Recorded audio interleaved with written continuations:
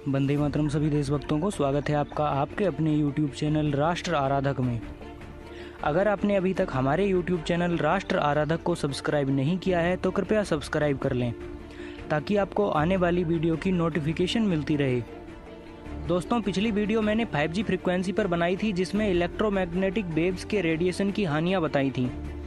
इस वीडियो में मैं कुछ और रिसर्च आपके सामने रखने वाला हूँ और थोड़ा विस्तार से जानते हैं कि 5G के एनवायरनमेंट पर क्या इफ़ेक्ट होने वाले हैं, प्रकृति के और हमारे साथ कैसे खिलवाड़ होने वाला है।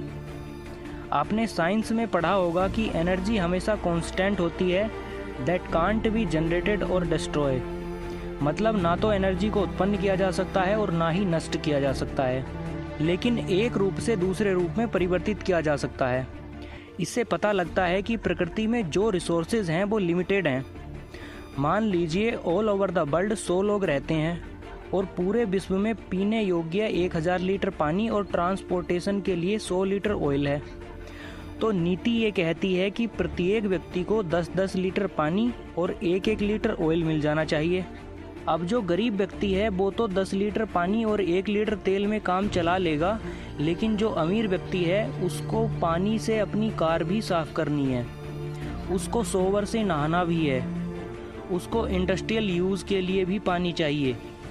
इसलिए उसका काम नहीं चल सकता क्योंकि उसको अय्याशी करनी है। अब यहाँ से दो रास्ते निकलेंगे कि या तो नेचुरल रिसोर्सेज को बढ़ाया जाए या पॉपुलेशन को कम किया जाए।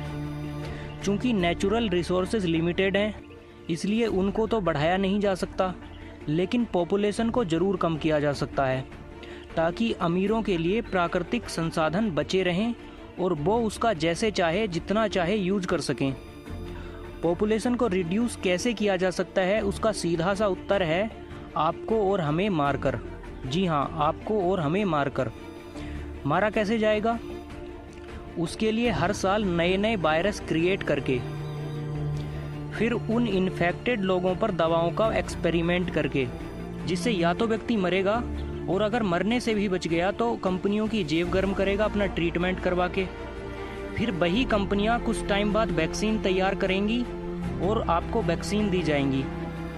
आप और हम इसी कुचक्र में फंसे रहेंगे और लाइफ एक्सपेक्टेंसी कम होती जाएगी। अगर आपको मेरी कही बातों पर यकीन नहीं है तो खुद जाकर बिल गेट्स और एजेंडा डिपॉपुलेशन पर रिसर्च कीजिए, सब कुछ आपके सामने आ जाएगा। बिल गेट्स का एक स्टेटमेंट सुनाता हूँ जिसका लिंक डिस्क्रिप्शन में है। The world today has 6.8 billion people, that's headed up to about 9 billion. Now if we do a really great job on new vaccines, health care, reproductive health services, we could lower that by perhaps 10 और 15%। मतलब जनसंख्या को vaccines और health care services के द्वारा 10 से 15% तक कम किया जा सकता है। दूसरा, पॉपुलेशन रिड्यूस करने का आसान तरीका है सेल टावर की फ्रीक्वेंसी को इंक्रीज करके। अब मैं आपको इस पर हुए शोध बताता हूँ। न्यूयॉर्क में 60 गीगाहर्ट्ज वेव फ्रीक्वेंसी पर स्टडी हुई जिसमें पाया गया कि more than 90% of the transmitted power is absorbed in the epidermis and dermis layer. हमारी जो स्किन होती है वो 3 लेयर की बनी होती है। वेव से निकलने वाले 90% से ज़्यादा रेडिएशन को ऊपरी 2 परतों के द्वारा अवशोषित कर लिया जाता है, जिसके कारण स्किन डिसीज होती है। सन 1994 में चूहों पर किए गए एक अध्ययन में पाया गया कि low level millimetre microwave radiation produced lens opacity in rats which is linked to the production of cataracts। मतलब low level millimetre microwave radiation आँखों के लेंस को कमज़ोर करता है जो कि मोतियाबिंद का कारण बनता है। ये जितनी भी स्टडी मैं आपको बता रहा हूँ वो सब 60 गीगाहर्ट्ज फ्रिक्वेंसी पर की गई हैं। अगली रिसर्च है medical research institute of Kanazawa medical university की, जिसमें बताया गया है कि millimetre waves antennas thermal injuries का कारण बन सकते हैं।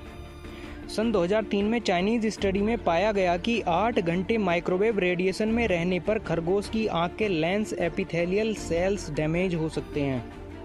53 गीगाहर्ट्ज से 78 गीगाहर्ट्ज फ्रीक्वेंसी पर सन 1992 में रूस में की गई स्टडी बताती है कि चूहों में हार्ट रेट परिवर्तन से चूहों में स्ट्रेस उत्पन्न हुआ। सन 2002 में रूस के द्वारा चूहों पर एक स्टडी की गई जिसमें 42.0 गीगाहर्ट्ज इलेक्ट्रोमैग्नेटिक रेडिएशन ब्लड में उपस्थित न्यूट्रोफिल्स को 50% तक कम कर देता है, ऐसा बताया गया। और चूहों को 5 दिन तक इलेक्ट्रोमैग्नेटिक फील्ड में रखने पर ब्लड में ल्यूकोसाइट्स 44% इंक्रीज हो जाते हैं, जिसका इम्यूनिटी पर गहरा प्रभाव पड़ता है। अब आप खुद सोचिए कि 5G आने वाली जनरेशन के लिए सहायक होगा या घातक। वंदे मातरम, जय राजीव बाद।